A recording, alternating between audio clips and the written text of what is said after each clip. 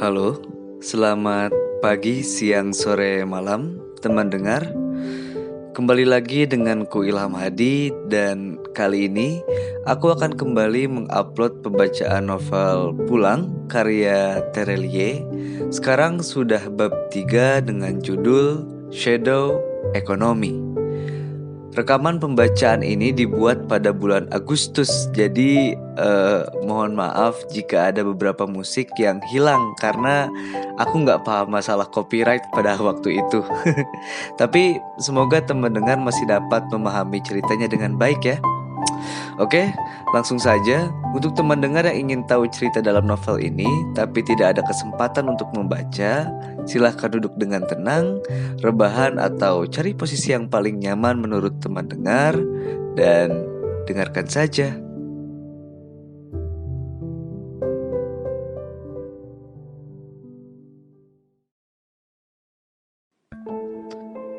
Pulang. Bab 3. Shadow Economy. 20 tahun melesat cepat. Hari ini, ruangan dengan nuansa tradisional itu terlihat nyaman. Lantai marmernya mengkilat. Ada meja panjang terbuat dari kayu jati pilihan. Ada beberapa kursi empuk. Lukisan karya maestro ternama tergantung di dinding. Juga hiasan ukir-ukiran berkualitas nomor 1. Pintu ruangan dibuka. Aku menoleh, berdiri dari kursi. 2 orang masuk. Salah satunya adalah sosok yang paling sering diberitakan oleh media nasional belakangan ini. Wajahnya menghiasi layar kaca, surat kabar, pun dunia maya. Mengenakan kemeja putih lengan panjang.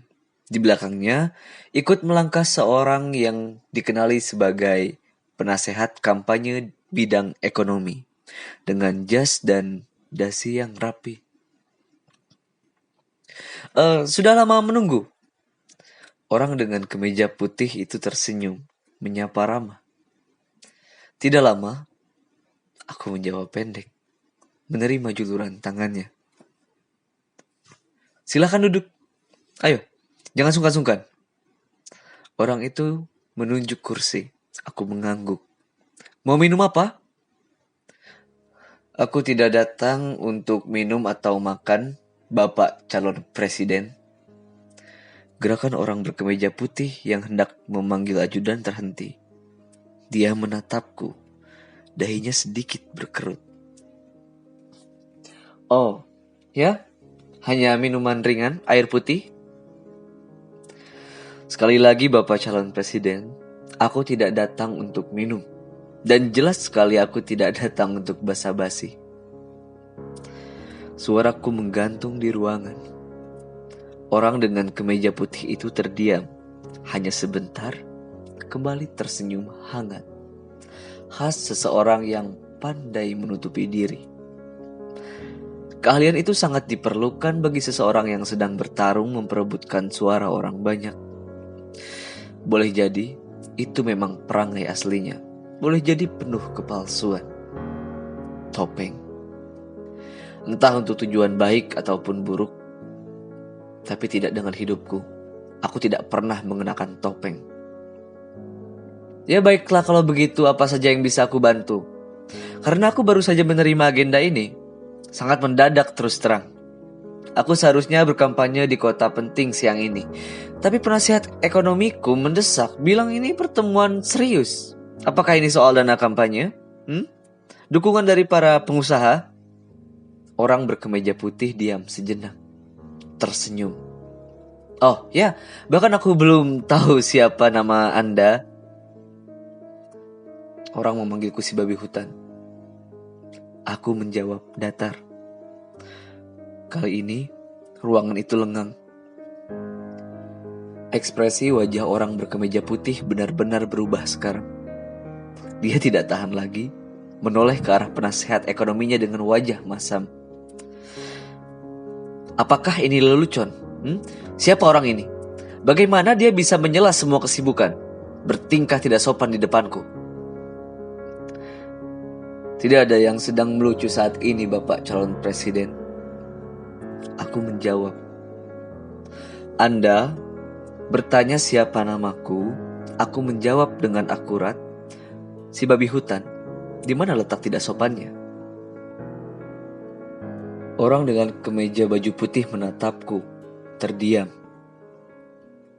Orang-orang terdekat juga menyebutku bujang. Siapa nama asliku? Itu tidak penting. Hanya orang tuaku yang tahu. Siapa aku? Nah, itu pertanyaan menarik. Aku adalah jagal nomor 1 di keluarga Tong. Aku hanya meminta waktu Anda 30 menit. Dan Anda hanya punya 2 pilihan atas hal itu. Membatalkan pertemuan ini, berangkat menuju kota penting tempat Anda hendak kampanye semula, atau berbesar hati mendengarkan. Dan dua-duanya juga punya resiko. Tapi saranku, sebaiknya pilih opsi yang kedua. Itu pilihan terbaik. Sama dengan nomor pemilihan Anda, bukan? Orang dengan kemeja putih lengan panjang terdiam.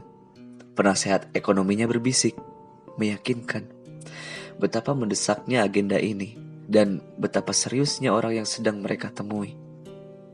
Ruangan lengang lagi. Orang dengan kemeja putih itu bergumam kebas.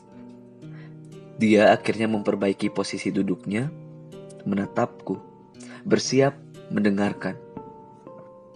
Aku mengangguk. Dia telah memilih dengan tepat.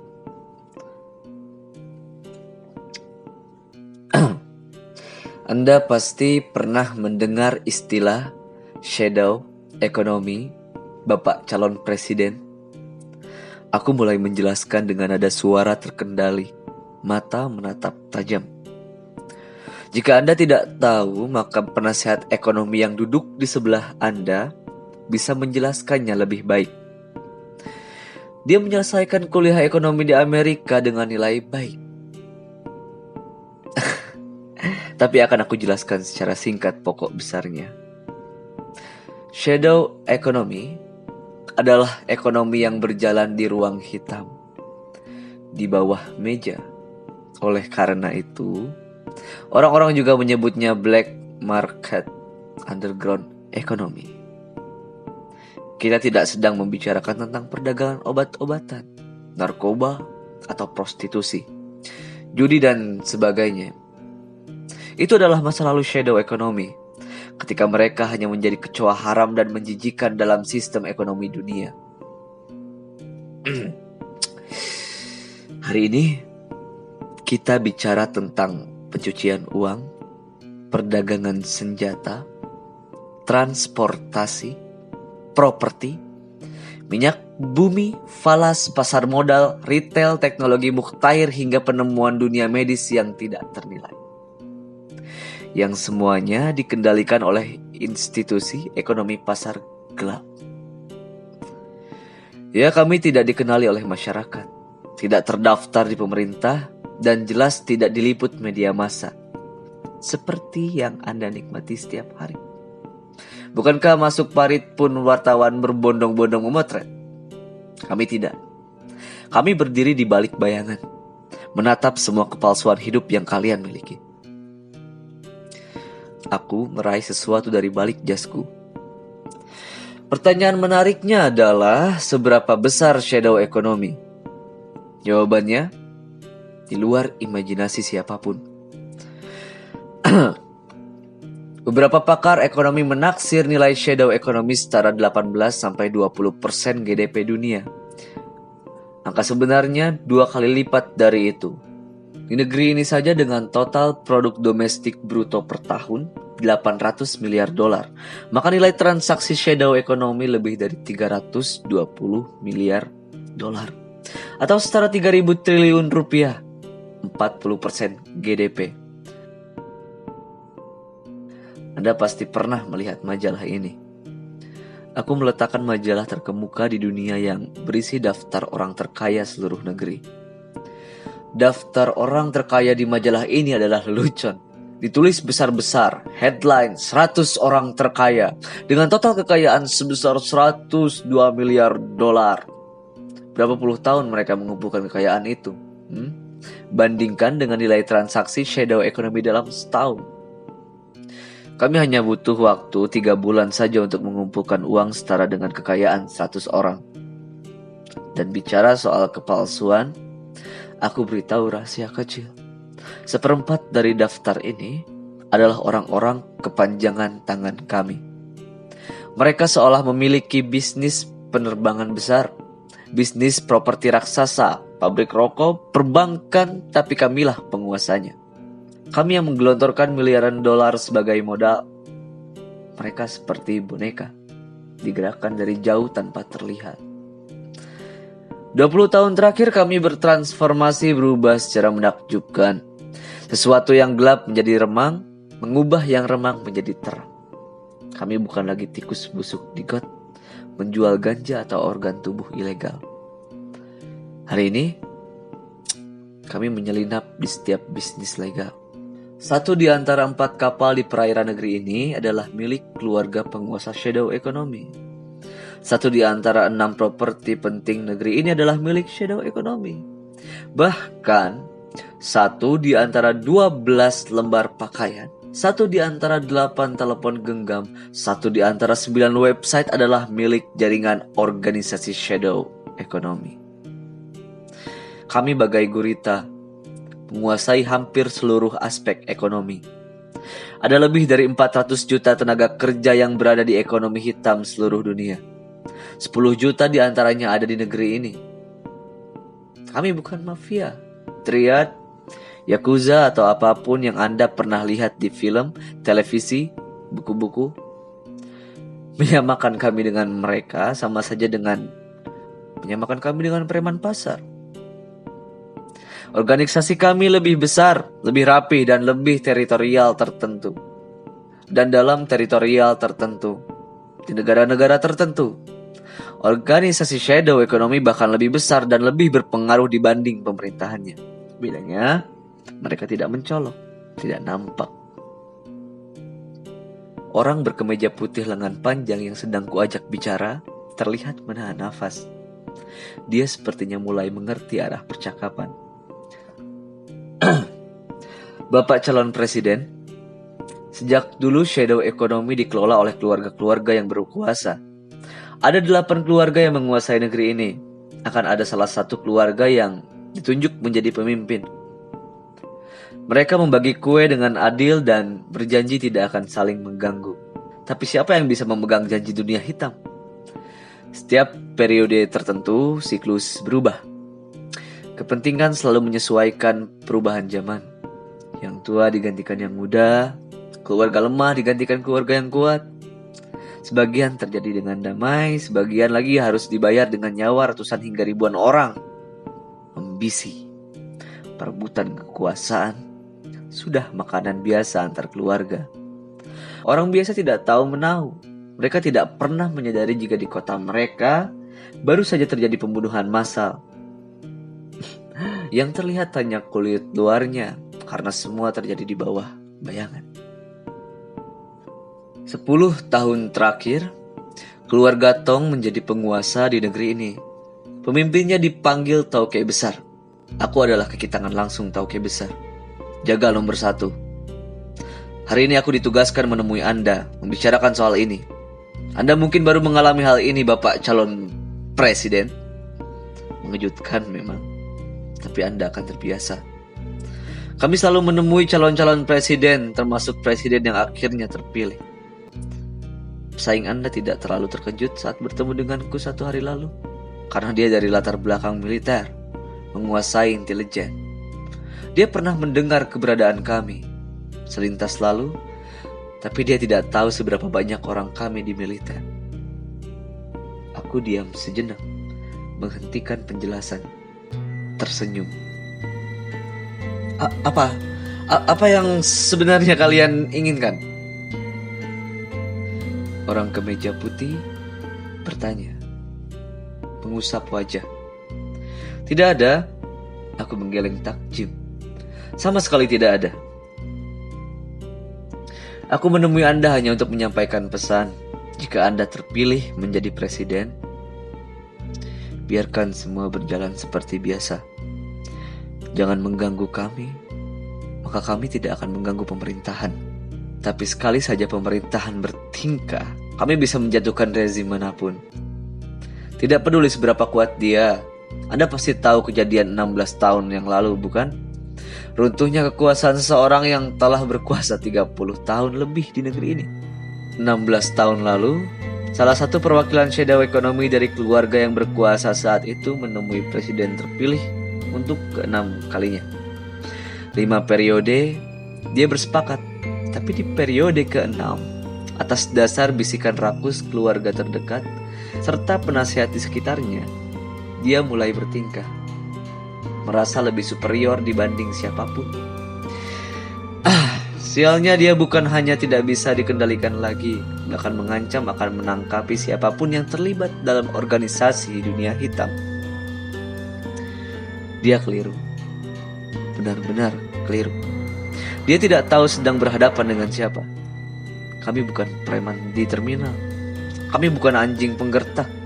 Kami adalah organisasi raksasa, tersambung dengan keluarga-keluarga besar yang mengendalikan dunia hitam di seluruh dunia. Satu rezim pemerintahan mengancam, itu berarti ancaman bagi seluruh dunia. Pertemuan diadakan di Hong Kong. Kesepakatan diambil.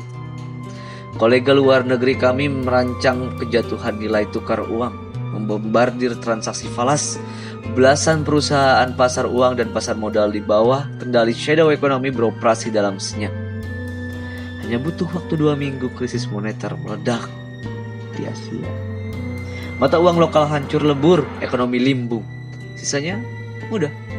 Cukup pengungkit kecil menggerakkan pion-pion demokrasi, media massa, dia tumbang bersama kesombongannya.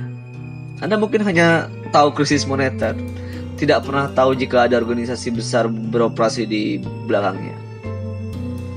Kami ada di mana-mana, Bapak calon presiden. Jangan pernah main-main dengan kami. Jangan ganggu kami, maka kami tidak akan mengganggu Anda. Silakan Anda menjual program ekonomi apapun, kartu sakti, pemberantasan korupsi, dan entahlah omong kosong apanya itu. Anda punya urusan sendiri, kami juga punya urusan sendiri. Jika tanpa sengaja urusan kita bersinggungan, kami akan mengirim seseorang untuk menyelesaikannya tanpa keributan. Jika salah satu keluarga kami mengganggu Anda lebih dulu, ini kartu namaku. Kalian bisa menghubungi kapan saja dan aku akan menyelesaikannya. Juga dengan damai. Aku meletakkan selembar kartu nama di atas meja jati, tersenyum. Ruangan itu lengang saat aku memutuskan diam sejenak, melirik jam di pergelangan tangan. Baik, 30 menit telah habis. Terima kasih atas waktunya. Aku berdiri, menjulurkan tangan. Orang berkemeja putih lengan panjang itu patah-patah ikut berdiri. Menyeka dahinya yang berkeringat, gemetar menerima tanganku. Semoga sukses dengan pemilihan Anda. Selamat siang. Aku mengangguk untuk terakhir kali, juga ke arah penasehat ekonominya. Kemudian melangkah meninggalkan ruangan itu. Aku sudah menyelinap, berjalan di tengah kerumunan wartawan yang sibuk memenuhi pelataran gedung. Saat orang berkemeja putih itu menatap penasehat ekonominya dengan wajah tegang, meminta penjelasan. Apa yang baru saja terjadi? Apakah itu mimpi di siang bolong? Tidak ada sepotong kalimatnya yang bergurau, Pak. Penasehat ekonominya berkata lirih. Mafhum apa maksud ekspresi wajah orang di depannya? Aku tahu pemuda itu sedikit. Dia satu kampus denganku di Amerika, menyelesaikan 2 master sekaligus, 4 short course, dan dalam waktu singkat, Pak. Dia lulus dengan nilai sempurna. Tidak ada yang mengenal latar belakang keluarganya, semuanya serba misterius. Tapi itu bukan hal mengerikan yang dia miliki. Di tahun kedua, saat aku masih di sana, kampus kami kedatangan atlet lari cepat pemegang rekor dunia. Pemuda itu menantang atlet itu untuk lomba lari.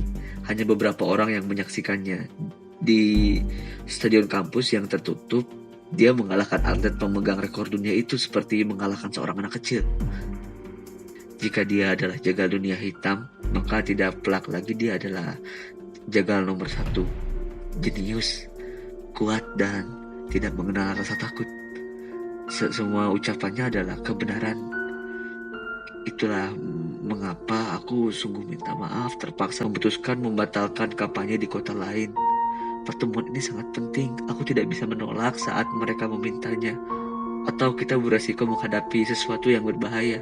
Ruangan itu kembali lengang.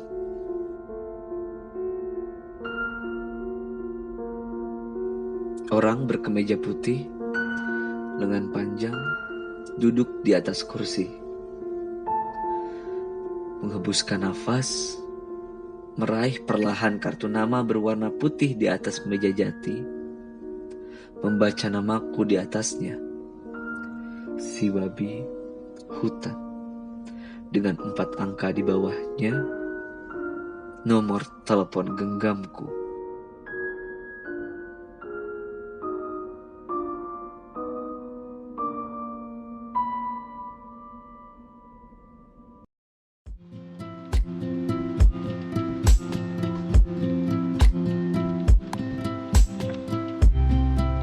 Itulah tadi pembacaan novel Pulang karya Terelie bab 3 Shadow Economy. Wah, lagi-lagi Terelie menulis novel dengan alur maju mundur ya. Dan kali ini kita diberitahu jika si babi hutan atau Bujang sudah menjadi seseorang yang sangat berpengaruh dalam dunia shadow economy. Di lain sisi, Terelie memang cerdas banget deh nulis novel fiksi ini. Tapi seolah-olah kayak ada korelasi sama dunia nyata yang ngebuat kita berpikir ini tuh fiksi kan ya? Kok nyinggung bapak itu sih? Bapak yang mana coba? Oke, tapi dari bab ini sebagai pembaca dan kalian sebagai pendengar akhirnya tahu bahwa novel ini berkaitan dengan mafia, kartel, atau sejenisnya lah, yang ala-ala Godfather versi Indonesia mungkin. Jadi ya sangat menarik untuk kita ikuti jalan cerita novel ini sampai akhir.